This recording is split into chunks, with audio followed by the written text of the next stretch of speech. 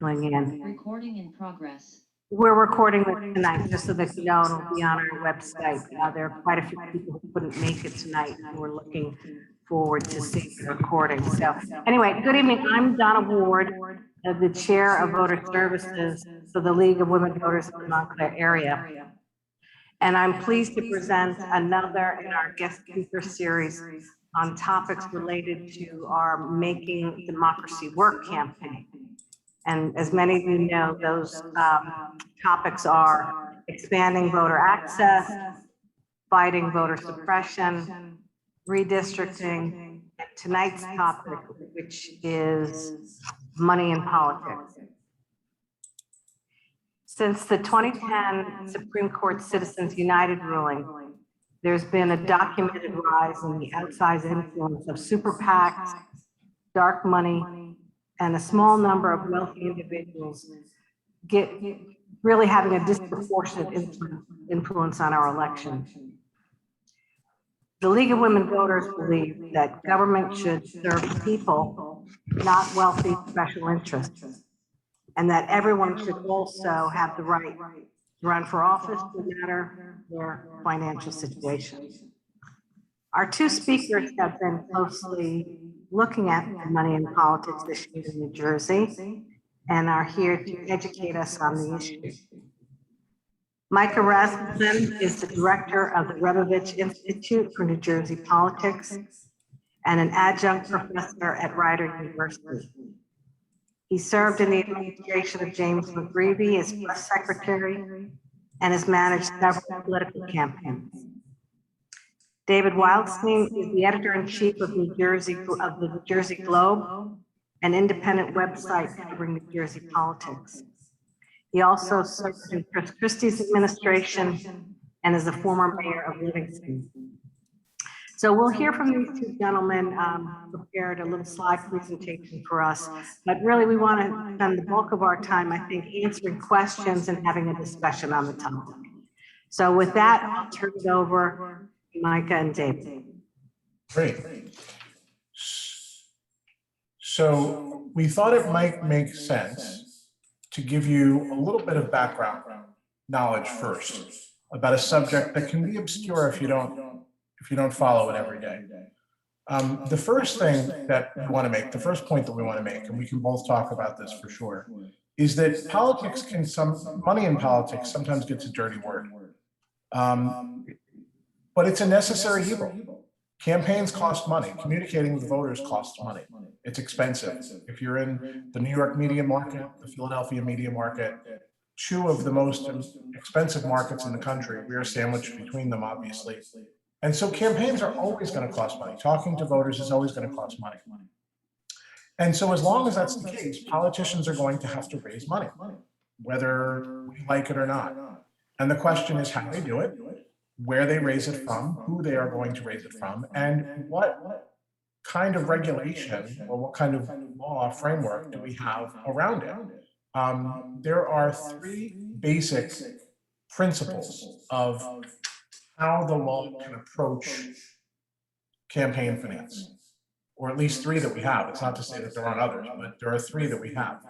The first is public disclosure, the idea that putting the information before the public, letting them decide what the significance of a contribution is, the relationship of the donor to the politician is, their business, their interest in giving the money. Letting the public figure out what all that means. Put the information out there, let the public have it, and let the public decide. I've had professors of mine who have said that's the best you can hope for. Sunshine is said to be the best of disinfectants. That's what Justice Louis Brandeis said. And that's the best we can do, is to put the information out there and let people figure it out, sort it out for themselves. The second prevailing idea is the idea that you can have contribution limits. You can limit how much a contributor is able to give to a candidate, is able to give to a party, is able to give to a PAC. But the problem with that, and that is the prevailing point of view, and much of our framework and our law is around that concept.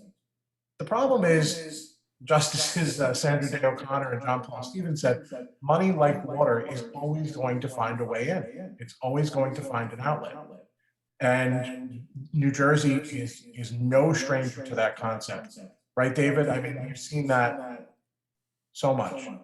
It is. And I mean, and there's just an enormous amount of money. And I mean, we'll talk about later how much, I hope how much people are spending on campaigns, but you know, I remember a congressional candidate, if they raised $100,000, they were a top tier fundraiser.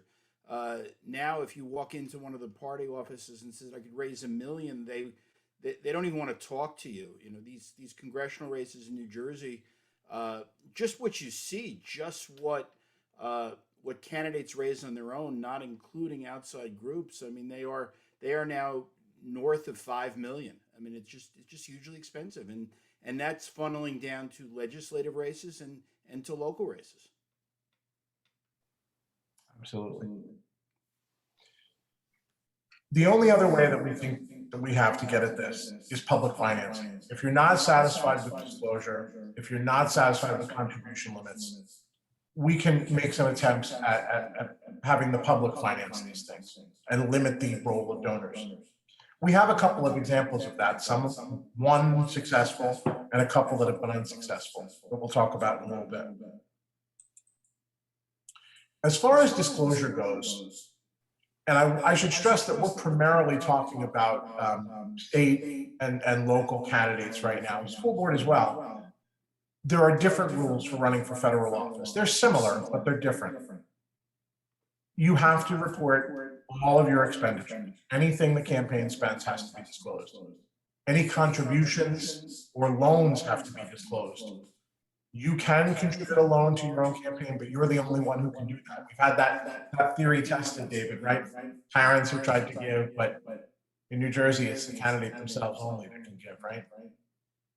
That can Yeah, loan. so, you know, with some exceptions. I mean, there was a guy who ran for governor in 2017. He was in his 30s and he lived in his parents' basement, and his father contributed $1 million. I mean, literally $1 million to his campaign, and they found, well, since they share a home, since they live together, that was okay. So, you know, part of it is firming these up and closing up some of the loopholes that allow people to take advantage of the system. Yeah. You can also give things that are not cash, things that are of value, postage stamps, buy their signs, things like that. They're called in-kind contributions. But those get treated just like contributions, and they're subject to the same limits. When someone contributes, their address, their occupation, their employer information is required. And you as a member of the public, any member of the public, are able to go in and look at those reports and see exactly who has contributed. If they're over $300, they have to be enumerated, but they have to be named.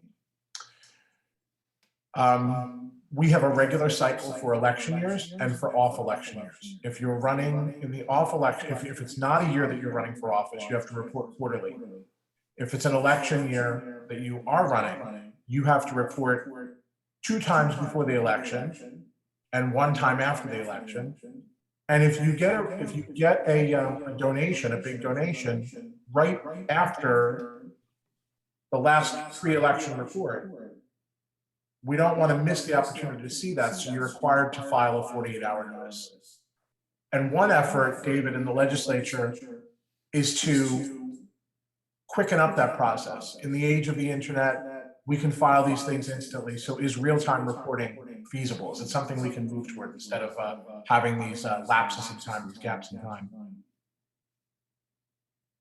Right, David? Is that what is it Scutari and others who are proposing that? The Senate President Nicholas Scutari has proposed real-time reporting, but in exchange for that, lifting some of the limits, saying you can spend more money, but you have to tell everybody what it is. And it really depends what lens you're viewing this through. I don't know how many people here have tried to navigate the Election Law Enforcement Commission website to look at the reports. And I should say up front, the people I've been working with the people at ELEC for years. They are terrific. They are committed, and they are dealing on a 2002 platform that makes it very hard to go in and look at reports, and you have to pull up the PDFs and get them into a different file and download them, and it's not so easy for the public to see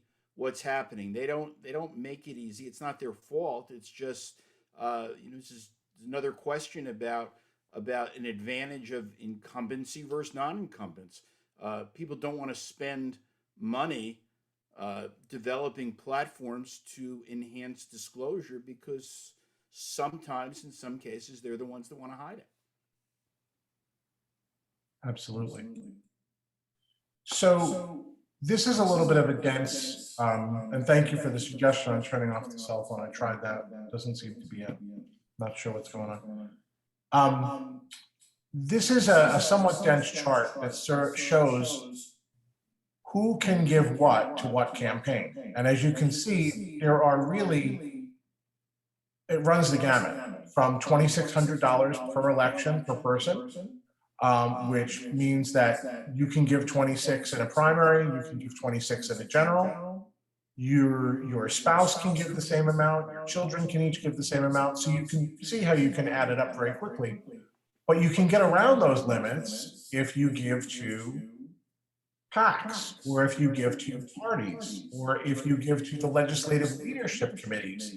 Each of the 4 legislative leaders in New Jersey, the Assembly Democratic leader, Speaker, the Senate president, in this case, right, also a Democrat, the Assembly Republican leader and the Senate Republican leader, each have legislative leadership committees. And those are called the Big Four. And they are the big fundraisers because they're raising money on behalf of their caucuses. So there are no limits to those. Probably no surprise that they set them for themselves, but there are no limits to those. There's no limit if you give to a state political party as well. So this really ranges, and it's not like this in every state, but we sort of decide which entities can get a lot of money per person and which entities can get a little money per person. And the thought is that this kind of empowers parties, or at least that's the goal of the regulators. They want to make the parties and the legislative leaders more powerful by allowing them to accept larger amounts of money. And they want to put tighter controls on the candidates. But as we can see, there are some groups that actually have no limits at all. And there's really, they get the most power. PACs where you don't even have to do dark money PACs where you don't have to do reporting, which we'll talk about in a little while. That's at least the theory behind all these different amounts, right, David? Is that the idea, is where the power goes? It is, and one of the greatest problems, and this is, I'm doing this a long time. Some people tell me too long, but it's a while that I've been looking at reports, and the problem is also following the money. So for example, if I give Donna $1, I'm showing up on her report as that she has raised $1, and then she turns around and gives Micah $1.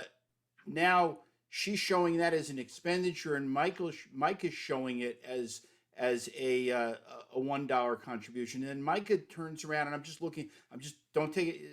picking names at random.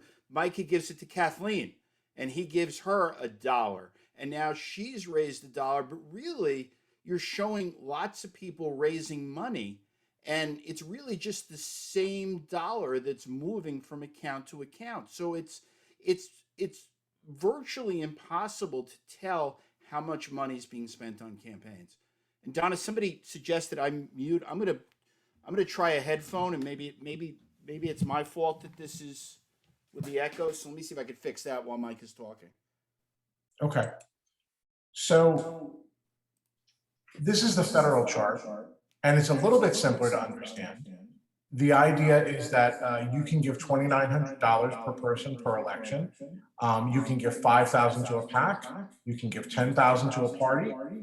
If it's other than a national party, the national party, you can give 36. And so it really goes in a simpler way. It does the same thing, and it empowers parties theoretically more than it empowers campaigns. That's the idea. So it's similar, but a little bit different.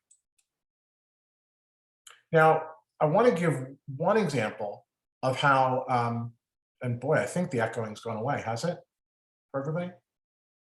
Uh-oh. Oh, no, now we can't hear David. No, it's better. He can unmute himself when he wants to talk. Okay, all right. So one example of a regulation that's worked a little bit, when the governor that I worked for, Governor Rebovich, was leaving office after his historic resignation, he became determined to tackle what was called pay to play. And everybody was surprised because nobody knew that he was going off on his own and setting up the first pay to play regs, which are now enshrined in the law. But basically what we're trying to get at with pay to play is we don't want contractors to give money for the purpose of getting contracts, pay to play, right? And this has been somewhat of a success story. If you ask ELEC, they will say that over the last decade, parties and legislative leadership PACs, the big four again, received 94% less money from public contractors during the past decade than the previous decade. So they consider that to be a real success. However, we should not think that we have gotten to everything, because you can give, in some cases, you can still, I've spelled out some of the problems, right? Legislators can still accept contributions larger than the $300 limit themselves. Again, they write the laws, they exempt themselves. Employees who don't own more than 10% of a firm can give, and contractors can still give to special interest PACs and to independent groups. So there's still some amount of money, and it tends to go up in gubernatorial years, like last year. Almost $10 million was contributed by public contractors, but that's down from 16 million a decade ago, and up a little bit from 8 million or 8.6 million last year or 2012. So it does range, but we're sort of in the lower threshold of where we've been. So the regulators would say there are some examples of some successes where, even though money will find a way in, we still can get things in the right direction. David, would you agree, or do you think the pay-to-play regs have not worked out? No, I think it's worked great. I think it's worked great, and I think you've seen a lot of municipalities pass their own pay-to-play regulations, and that's probably the next frontier for local activists. If they and I'm not taking a position one way or the other than saying that that's the next step, that if local activists think that there's too much special interest money going into local campaigns, they need their municipal governing bodies to pass local pay-to-play ordinances. That's a great point. Absolutely. And we know that so many contracts are being let at the local level. That's home rule. That's New Jersey, right? Okay. The third and final area, and then we can get to your questions and we can get to all the other parts of the discussion, but just in terms of the background, the third scheme that we have for the law covering campaign finance is public funding. The public, if the public can't regulate the amount of money, if it can't guarantee that we get to the right result through sunshine, through information, through disclosure, then we can maybe get at things by taking over and funding the campaigns themselves and taking out of the hands of the donors, or at least minimizing the role of donors. And we have three examples that we talked about. The Presidential Election Campaign Fund, and everybody knows this because you check off on your taxes if you want $3 to be designated toward it, or you don't, right? My wife doesn't, I do. But it hasn't been used for the last decade. Nobody has tapped into that. For a long period of time, from the 70s through the 90s, almost every candidate did, but it hasn't been used for the last decade. And I think that's a function, David, you can weigh in on what you think. I think it's a function of the limits being too low, not being enough money, being able to blow away any money that you could get out of this by raising the money on your own. Fair enough? Yeah, I agree with you. And part of the problem is based on how long the runway for campaigns are. It used to be, John F. Kennedy announced his candidacy for president in January of 1960 and ran in a New Hampshire primary in February. Now people are spending years preparing and raising money, and it costs money. First of all, it costs a lot of money to raise money. and fundraising costs are all part of what drives up the price of campaigns. But the other is how long it takes, and under federal campaign financing, you had limits on how much you could spend, and so you'd have to make a strategic call. Do I want to spend it all in Iowa and New Hampshire, and see if I can get myself from 8th place into 2nd place, but all of a sudden you don't have enough left to go the distance. I mean, I think that happened to John McCain in 2008. Right. He and John Kerry in 2004. They ran into some trouble where they overspent early on and then started to fall. So public financing needs to do that. The other thing, and Micah, I mean, I hope it's okay if I jump ahead. Please, no, go right ahead.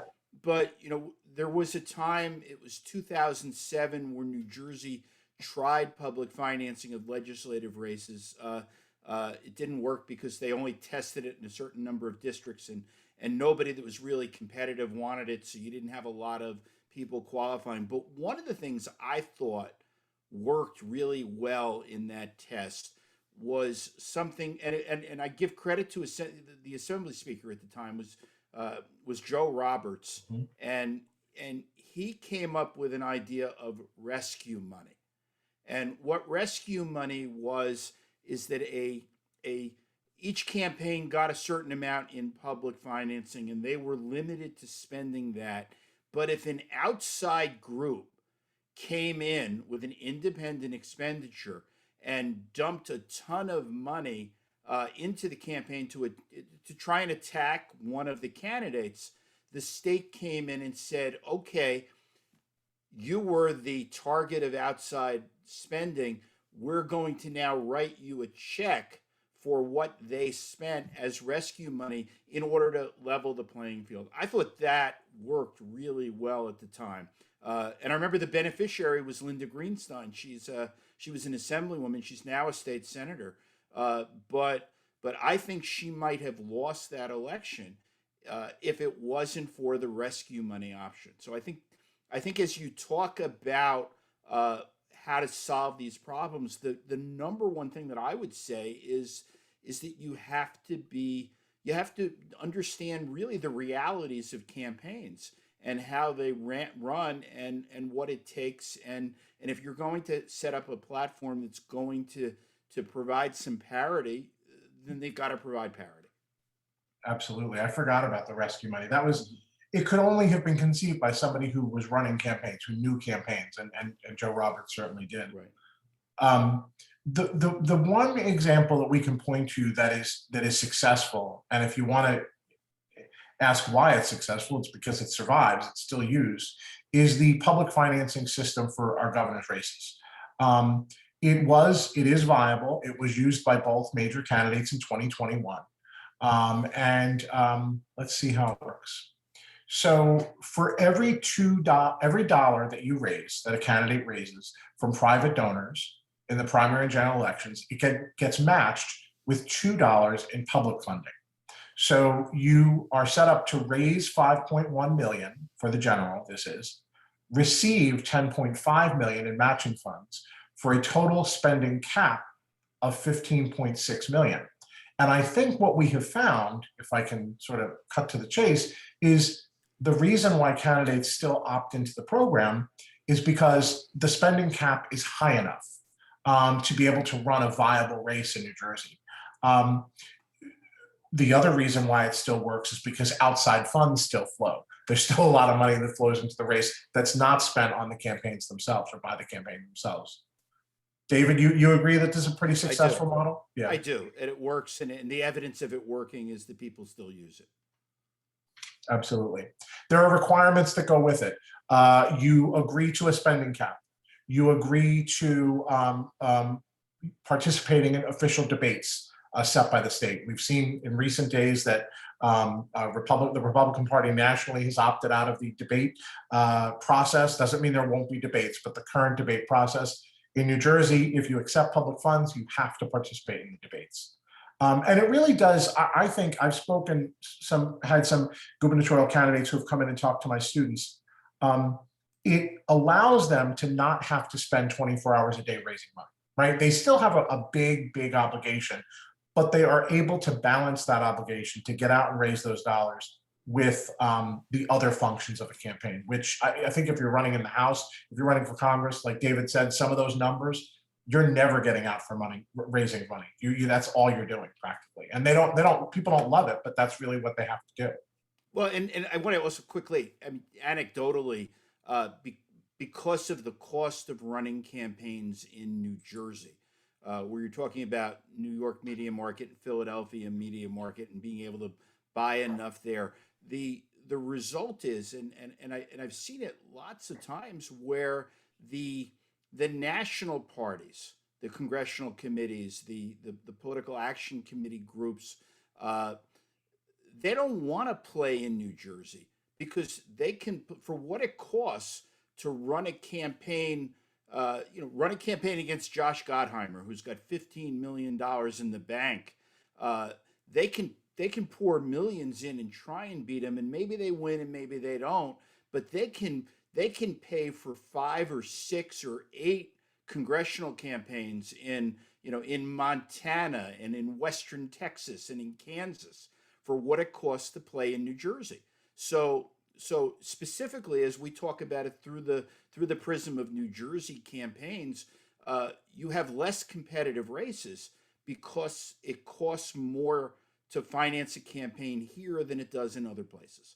And when you're talking about who's going to win control of the U.S. House of Representatives, and ultimately that's really what this is all about, is who's in charge and who has the most votes. And it's a business decision. Why try and play for 1 seat in New Jersey when you can flip 5 in other parts of the country? And that's why you see less competitive races here than you do everywhere else. That's a great point. David, can I just ask one thing on that point, though, which is just, I've never understood that, with the rise of the influence of social media and digital campaigning and the supposedly lessening effect of traditional expensive paid media, how is it that it's still so expensive to run campaigns? Well, it depends on the kind of campaign you run. I mean, I say this coming from the media. One of the biggest problems with campaigns these days driving the price up is the diminished size and influence of the media. That you can't run a campaign where you talk about ideas and you do press releases and you can raise your name identification to voters because you're active as a legislator or because you're active as a candidate. So you have to find other areas. Television is expensive. It's still the best way to reach people, not just network, but cable. People are going to digital. I can tell you I'm a cord cutter. I don't watch TV commercials anymore. I have to go on YouTube to find political ads that I want to watch because I don't see them myself. It's becoming harder and harder to reach people. I think the old phone banking idea where volunteers could sit in a room, and I remember being involved in campaigns where you'd have 100 phone lines and people sitting at long tables and making calls.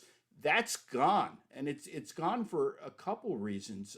One is it's paid phones are less expensive. To have these robocalls, they cost just a couple pennies. But the number one reason why it's gone is people don't answer their phones anymore. Caller ID killed robocalls. You see a number that you don't recognize, you're not answering it. And campaigns have tried to stay a step ahead of the death of phone banks. There is some of the robocall systems are set to bypass your phone in order to leave the message on the voicemail, thinking you're more likely to listen to your voicemail. But another thing is staff. I mean, I know I sound old all the time when I tell this to young people working on campaigns, but But when I was starting out, I worked for next to nothing, and there were times I slept on the floor of the headquarters. Today, you have campaigns where people expect a competitive salary. They expect benefits. The staffs are larger because it's. David and I were amazed to see them even unionize in one case, right? Yeah, it was, and that was the Murphy campaign last Yeah. year. I called it, for better or for worse, the Children's Union, because it was a bunch of seasonal employees who came in and they formed a union and they walk away with a union card, and there was a cost to that, and so all of these things cost money, and you wouldn't have to spend as much money if you had a local newspaper that picked up your press release. I agree wholeheartedly. And Donna, we have seen some campaigns, and you and I talked in the run-up to planning for this. The Ed Durr campaign against Steve Sweeney was much less funded than his opponent. I'm noticing, particularly on the Republican side, Mitch McConnell was outspent by $30 million. Lindsey Graham was outspent by $30 million. These were not paupers. These were very well. They were outspent, but they were still very well funded campaigns. I feel like there's a threshold that you need to play. You need to have power. You need to be able to get your message out there through all the mechanisms that David's talking about. It used to be, if you were running in the Philadelphia market, you could go up on Philadelphia TV and pretty much be done with it. We as voters don't just consume our information through one means anymore. So campaigns have to fire across 10 different media, right? And 10 different platforms, and you've got to do it all. Some of them are cheaper, like social media, but some of them are more expensive. I sense a level of engagement on the Republican side in some campaigns, in some instances, where it can be cheaper, or where you don't need to be the one spending the big amount of cash. You can have the littler amount of cash and still get your message out there and still mobilize your supporters and still get out there and win the day. It doesn't always have to be the biggest pile of money isn't always going to win anymore, right? David, do you agree with that? That's correct. Yes. Okay. As we said, the public financing is not the only money that's being spent in our gubernatorial elections.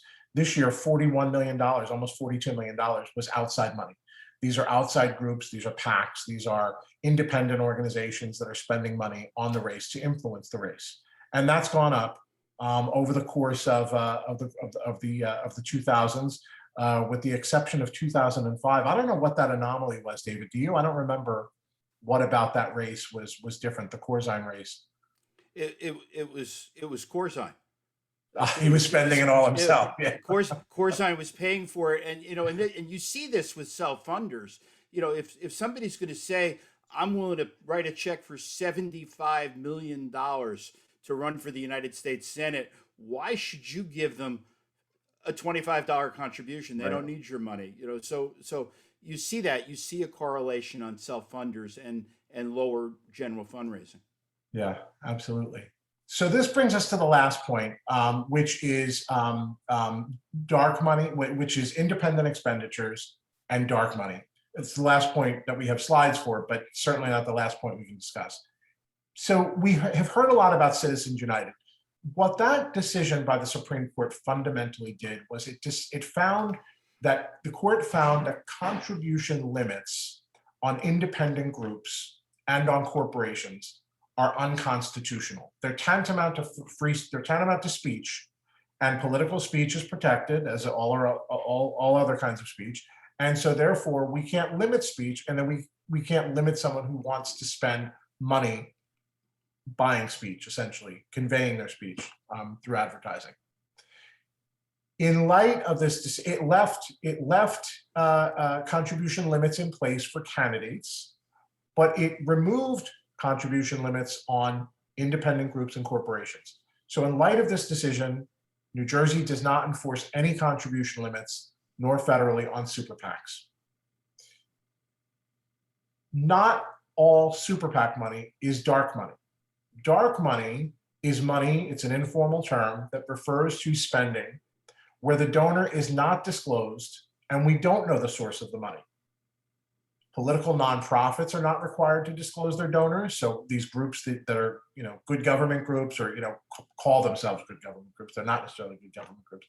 Super PACs are required to disclose their donors, but they can accept unlimited contributions from those political nonprofits and corporations who may have not disclosed their donors. We're seeing a lot of this, right, David? There's a real rise and there's a real threat that comes from this, I think, from not knowing where it's coming from. There is. There absolutely is. Yeah. Super PACs spent $57 million in New Jersey last year, or nearly twice the amount of money that political parties spent. So there's a real rise in how much is coming through these dark money groups. And it's not an accident. I mean, it's probably the same money that would come through the parties, but doesn't come through the parties because there's an option that doesn't require disclosure. Only if you are disclosing, only if you're expressly supporting a candidate do you have to disclose. Implicit support for a candidate does not need to be disclosed. So it's a giant loophole. And we have a couple of examples of cases where you really see the problem. Steve Fulop, mayor of Jersey City, don't want to pick on him, but for years he kept the public in the dark about the source of a $1 million donation, which was probably one of the biggest donations at the time in the state. We didn't know who it was. It was a big mystery, to his Coalition for Progress super PAC that he had set up. Years later, we discovered that it was a contributor that wanted to influence things in Jersey City, DE First Holdings, but we didn't know that at the time. And he kept it secret in court. There were cases to try and force the disclosure. We just didn't know anything about where the money was coming from. It was a big mystery. Reporters spent a lot of time trying to dig that up, but it didn't have to be disclosed ultimately. The other example, more recently, you may have heard about this guy, Sean Cattle, who is being brought up on, he's being held for murder charges. This is a political consultant who This is a very Jersey story. So. It is a very Jersey story, and you can probably tell it much better than I can, David. The only point I want to make is part of what he did in politics was he would raise money through these super PACs that he had set up to keep them dark. So a lot of money that his firm was being paid through these dark money super PACs so that we didn't know who they were. Over a 5-year period alone, it was close to $1 million. Now, I will tell you, the last point I want to make is that the regulators, a guy by the name of Brindle, who's the ELEC executive director, believes it's important. He thinks that we can minimize the impact of the dark money groups by re-empowering the parties, by putting more power in their hands, lifting their limits, giving them the role that they used to have. He thinks that you can put the party back in the driver's seat, and at least the party, in his mind, is accountable to the public through the primary elections. He thinks if he had to choose between the two, he'd rather see the party wielding the power rather than the dark money groups. David, I don't know if that is the way it works or not, it happens or not, but that's at least his hope. Well, let me say one thing before we go to the questions is we all have to be realistic. People give money because they want something. Now, sometimes it's an altruistic purpose. Sometimes you go online and you contribute $25 to a candidate, and what you want is for them to win. You want somebody who believes in the things that you believe in to serve in public office as opposed to somebody who believes in things you don't believe in. The second type of donor who wants something is they want something tangible. They want to influence policy for their industry. They want at a more local level, they want a contract. They want a job. They want a position. And some of these, you talk about. I mean, we're talking about money in politics, and we're not even going near lobbying. and what the effect of a special interest is as a lobbyist to convince people to vote the way they want them to vote. And, what we don't see in a federal or a local campaign finance report is who raised the money. John Smith gives $1, and we don't know if he gave the dollar because a lobbyist arranged an event and bundled all these contributions together into $100,000.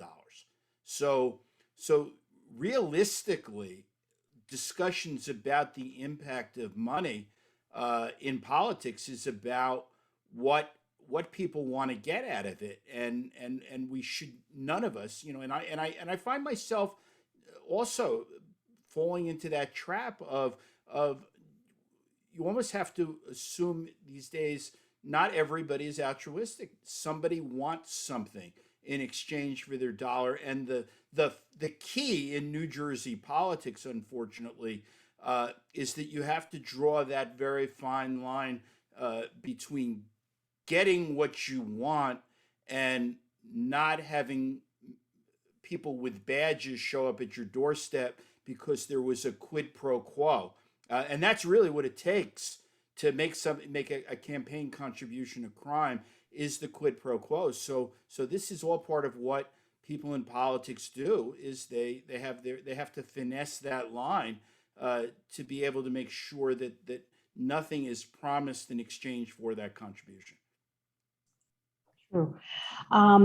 Thank you both very much, and I'm going to open it up now to questions. But just to jump, David and Mike, on the point of, to me, it's the lack of transparency too that is the big problem.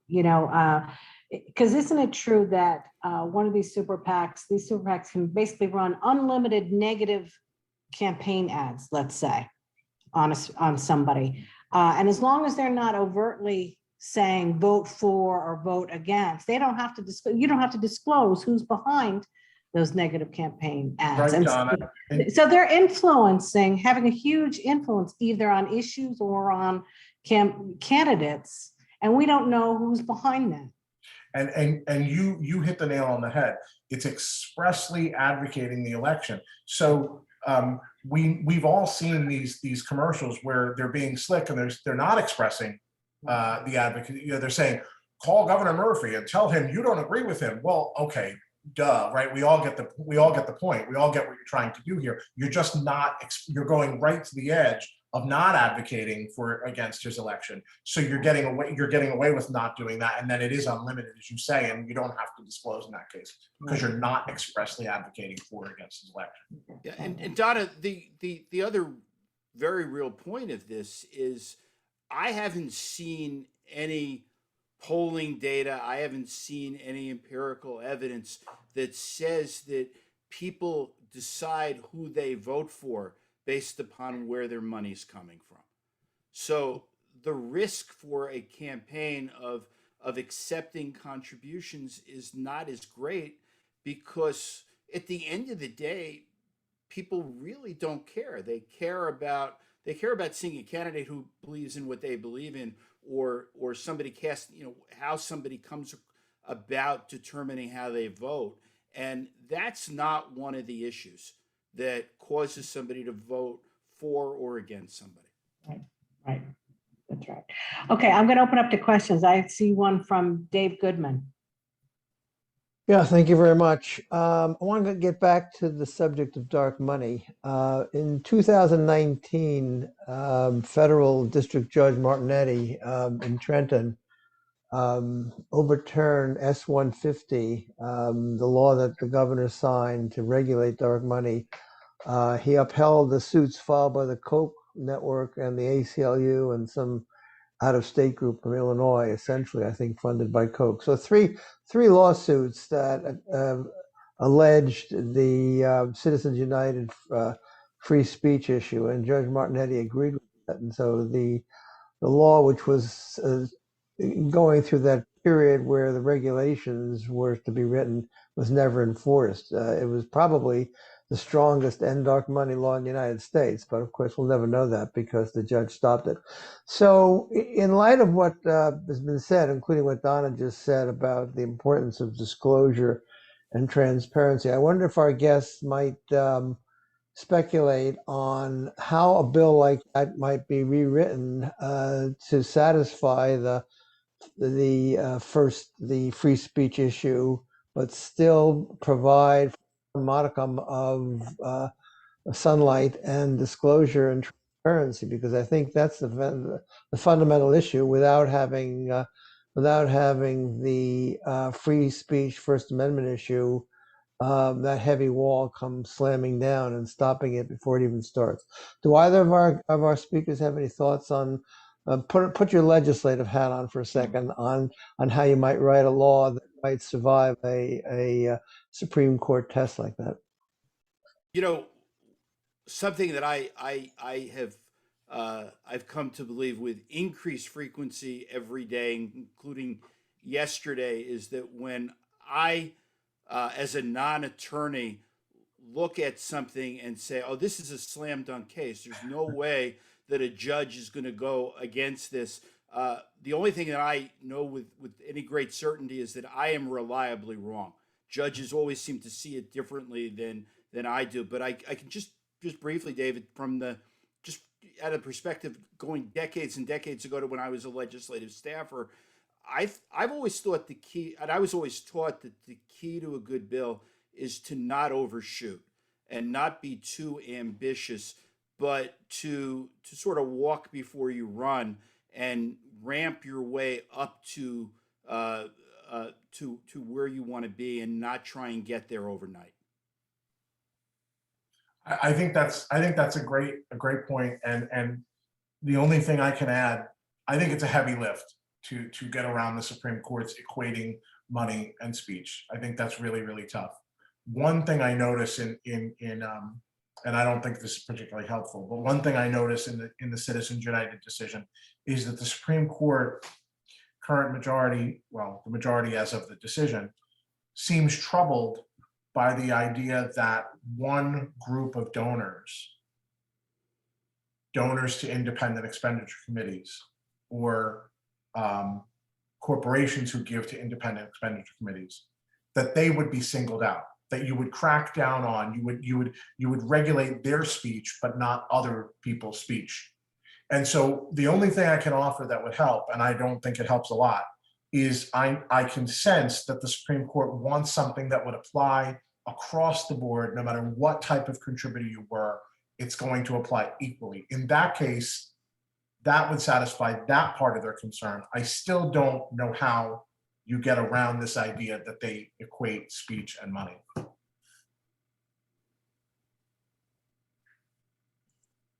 Thanks. I just want to raise something that Carl, just switching gears just a little bit, that Carmel Lockman raised, and that is, she says that right now the system that we have now with this financing is stacked against the political newcomer. It seems to me that from what we've been hearing and describing, that if you want to get into politics at the local level, you almost have to ally yourself with a special interest. Because unless you have the ability to raise money, and you're not strongly allied with either the current political parties or some special interest, it's virtually impossible to crack in. Is that true? Let me jump in first, if you don't mind, David. I think there's something that's even more valuable than campaign money, and that's campaign time. And the amount of time you have to raise the money. And so the biggest disadvantage I see for a newcomer is that by the time they come in to challenge an incumbent, and the incumbent has $1 million or $2 million or $5 million or $10 million, they have such a prohibitive head start that you've got to catch up with. And time is your real enemy. Even if you are a good fundraiser, you have an enormous obstacle to overcome just to stay even while they're raising more money in the meantime. So this head start that they have is the biggest disadvantage. I'm going to say two more things. Newcomers are sometimes very good at fundraising. Mikey Sherrill got in right away and was a very good fundraiser, right? So it can happen. But I will tell you that I'm thinking of George Norcross and what he did for South Jersey legislators for a long time. And he had his reasons for doing that, right? He expected and wanted loyalty back in return. But if you met his standard, and he expected good candidates, he expected you to get out and work, you didn't have to worry about fundraising because he was going to do the fundraising for you. He was going to take care of that for you. And I don't mean that altruistically. I certainly don't mean that altruistically. But I mean, you know, you could be a newcomer. And as you say, Donna, ally yourself with him, and he was going to take care of that for you. So I think there are some models where some newcomers do okay. But again, they've got to overcome that head start the incumbent has. And they've either got to ally or they've got to be killer fundraisers. Mm-hmm. And Mike is right. I mean, you know, if you talk to a member of Congress, and it doesn't matter if they're a Democrat or Republican or a liberal or conservative, and you say, what do you dislike most about the job? They're going to tell you fundraising. They're not going to even hesitate.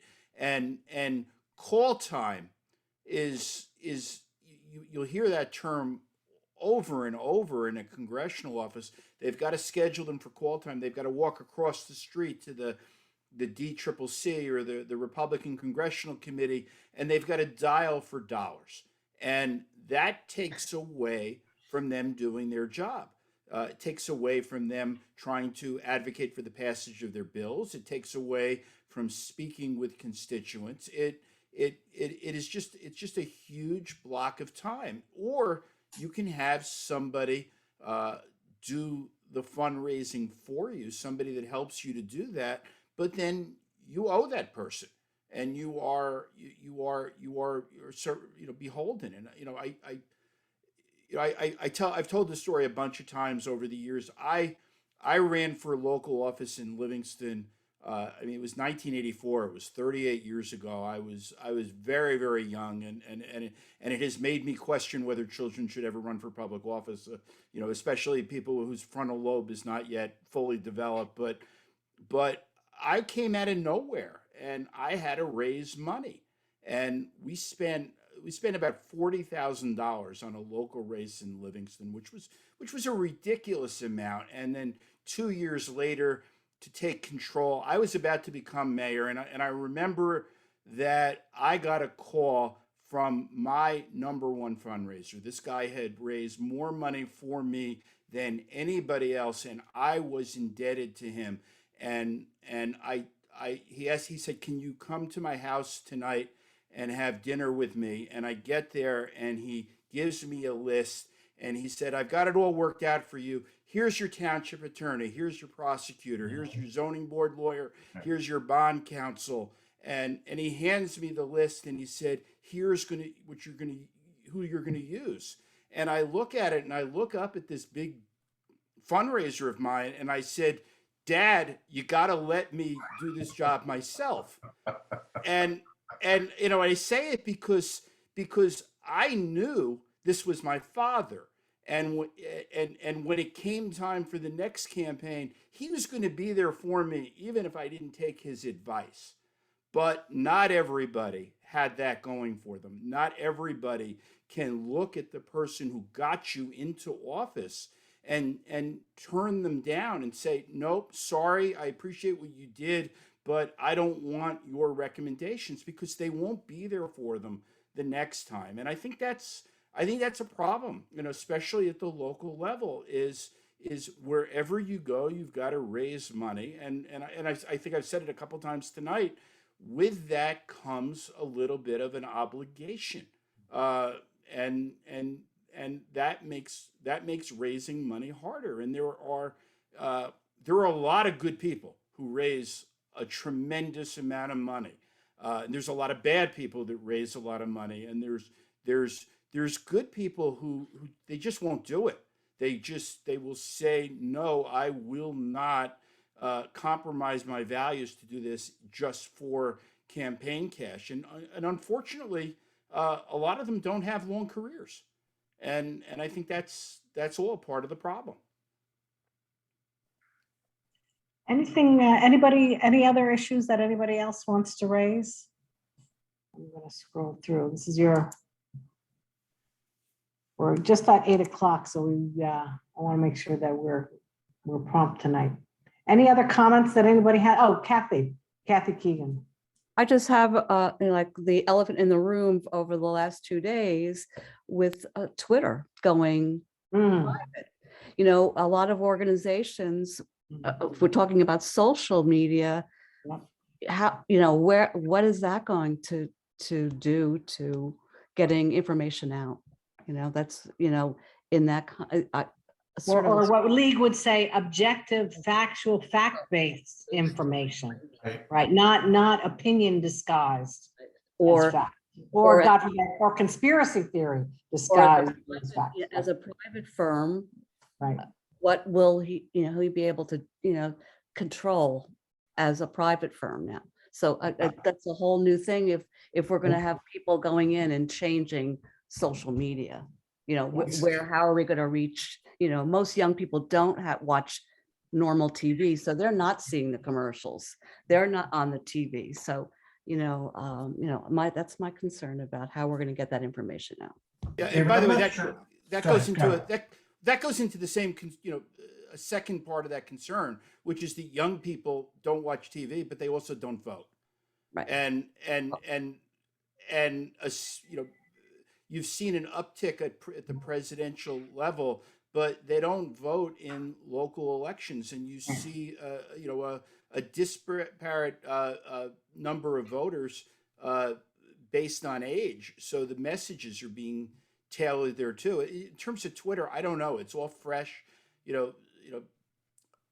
I barely understand. I mean, I'm 60. I barely understand how to work Twitter and Facebook and all these things, and it just runs so quickly for me. So I don't know how it's going to change it unless I guess unless people police itself. It's sort of the modern version of, you know, I remember, you know, 40 years ago, if a candidate said something and it was factually incorrect, they dealt with a letter to the editor in the newspaper of somebody pointing it out. And I guess maybe Facebook and Twitter and other forms of social media, it's really just a modernized version of the old letter to the editor of people. You know, it becomes up to activists to call people out on it. The problem is the activists may be deliberately putting out bad information. You know, you don't assume that just because somebody says something it's wrong and the person who responds is right.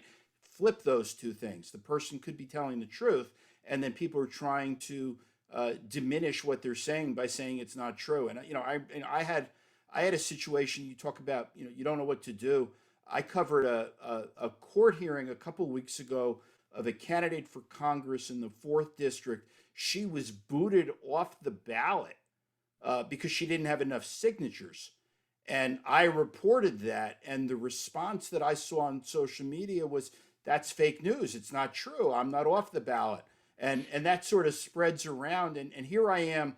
I don't know how much better I could have done it than the judge said, issued an order removing your name. I don't know how more accurate how that I could have done. But what do you do when somebody on social media inside these, you know, looks at it and says it's not true, and they try and do that. The one thing I can say to you, Kathy, that is you know, might be encouraging is I'm only starting to learn about what these bubbles mean, and what I mean by a bubble is when people talk to each other, they are speaking within their own bubble. It doesn't mean that millions of people are seeing it. It's only those that are following them. Right. And you know, and you know, one thing that was a revelation to me, and I'll, you know, without taking sides on the issue, but last October, Morris County Democrats found out that their candidate for county commissioner was a pro-life activist, and they didn't know that, and a bunch of groups came in and said, we are withdrawing our support and we're not going to vote for him. And on election, and there was a lot of chatter, and it made sense. And I wrote about it too, which doesn't say much for my reach, but I wrote about it. But this was constant, you know, on Facebook page and comments and people talking to each other. And at the end of the day, the only thing you could look at factually are election results. And that candidate who had sort of been rejected by his party in the final days of the campaign only came in 300 votes less than his two running mates. So what that taught me was that's the size of that bubble. Yep. It was 300 people. It sounded very loud when you're sitting inside the bubble, but it really wasn't reaching as many people as all of us thought it was. Yeah. So I don't know if that helps you or not. But I would only add, on Twitter couple things. One, social media is so much in a state of flux that, as David said, stay tuned, right? I mean, what we're following today is not the way it's going to be tomorrow. Apparently the market is not convinced that Musk is going to buy Twitter, right? The market is sort of underpricing his bid at this point. 10% less is the stock price, and Tesla's taking a huge hit as a result of his diversion. So the market's not quite sure what's going to happen. They're still figuring it out. And the other thing is, I've read a lot of speculation that he may think that he's going to get Twitter out of the business of calling balls and strikes on deciding what's misinformation and what's not misinformation. But that if he really does take that libertarian view, that view of we're just going to let it all go and let it all out and let people sort it out and people figure it out, he doesn't really understand what a mess that platform is going to be. There have been other examples in the past of platforms that really tried to take that hands-off approach. And those platforms have been used by all sorts of misinformation artists, by foreign governments, by terrorism groups, that things that he really doesn't want to be involved in, and he doesn't realize yet. It sounds right. It sounds like, let me not be the umpire. But not being the umpire means you're letting it all go. You're letting it all fly. And he may not really want to wind up doing that. But that's a topic for another speakers meeting. Sure. That's a whole Sure. topic for Yeah. another meeting. And that is actually a very important topic. But, how to energize young voters and how to get them out to vote is something deep at the heart of the league. We are wrestling with that quite a bit. And there are quite a few people on this call who are working hard on trying to do that. And it's not an easy fix, but it's absolutely essential as part of the work that we do. So any other final thoughts that anyone has before I? This is David Goodman again. Sure, go ahead, David. Yeah. One final thing, picking up on David Wildstein's point about a bubble, a 300-point bubble. If you transfer that phenomenon to participation in our primaries, where you have such a thin margin of participation, that 300 bubble actually can assume a far greater significance than we would otherwise see. I mean, so many of the decisions, it might not be quite the same in New Jersey as it is in other parts of the country, although I'm not sure about that. The real decisions are made in the primary. The general election is almost a coronation effect rather than a deciding factor. The primaries are, and that's where you have these small minorities of numbers that are really affecting these things. So the assurance that you tried to give, and I appreciate it, of the relative importance of the bubble, I think loses some of its impact when you transfer that to the primary. Right. Yeah, and by the way, I don't disagree with that. And the smaller the base of the electorate, the more outsized that importance of that bubble is. And I look at God, I don't even know what day it is, but 2 weeks ago there were school board elections. There's still some last holdouts in New Jersey that hold school board elections in April, and voter turnout in those elections were ridiculously low. When you have 90% of the people, and I know the audience that I'm speaking to, so I know this is sort of the red meat for the League of Women Voters, but when you have 90% of the electorate not participating in an election, you have to wonder if that's democracy. And I hope this doesn't sound cheesy. I heard this years ago. I don't even remember anymore who told me that. But they said that a broken democracy is still the second best form of government on the planet. So, just remember, it could be worse than what we have. So. Yeah. Right. And groups like the League is going to be leading the charge on campaign finance reform and some of the other topics that we touched on tonight. So I thank you, David Wildstein and Micah Rasmussen, very much for joining us tonight. And for the rest of the League members who are on the call, just a reminder, in May, we have our annual meeting on May 27th at the First Lutheran Church. So please join us, our first in-person meeting. Thanks again to everyone. Thank you, David and Micah. And this recording will be on our website in a few days. Thank you. Thanks Rick. again. Sounds Good night, Thank everybody. you. Good night. All right, bye. Bye-bye. Bye-bye.